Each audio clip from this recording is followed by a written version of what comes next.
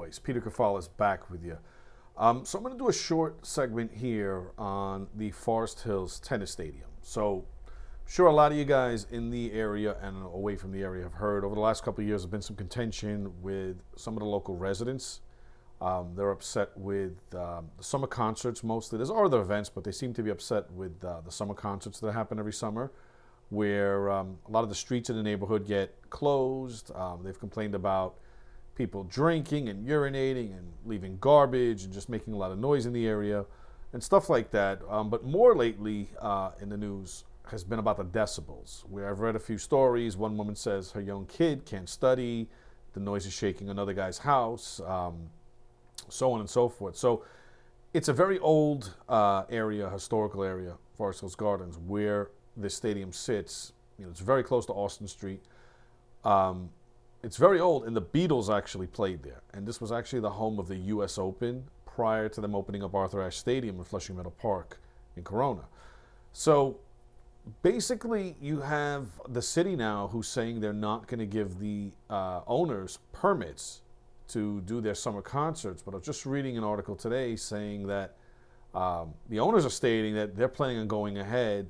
I don't know if that means they're going to go ahead without the permits or they're planning on getting them in time. That wasn't very clear. But I did speak to Supreet McGrath about this. She's running for city council in that district. And I think she has some good ideas that could potentially satisfy all the parties involved. I don't want to get into our conversation because we'll talk with her. We should be encountering her very soon, and we'll let her speak for herself. But I had a nice conversation with her. I think she has some good ideas that, like I said, could alleviate the problem and all parties involved would be satisfied.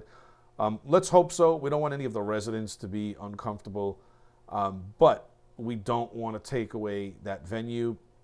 And God forbid something happened there. It's probably marked as historical, the stadium, but with the whole city of yes, I don't know if that stadium in that neighborhood would be bulletproof from Mayor Adams or anybody else in city government deciding to put up some big glass and metal buildings or shelter or, you know, who knows what. So I'm only saying it could be worse than a stadium there, a concert in the summer, you know.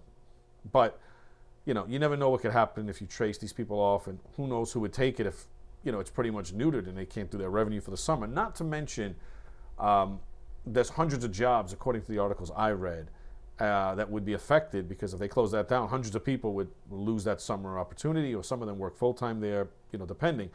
But anyway, I just wanted to touch on that. For those of you in the area or in general who've been there for concerts or events, or, you know, you're for it or you're against it, let us know. Go in the comments, share your ideas, share your thoughts. You know, how do you feel about this? Anyway, appreciate you guys tuning in as always. This is Peter Kefalas with Queen's Voice. Please like or subscribe if you haven't done so. And I'll be back soon talking with you about something else, I'm sure. Take care.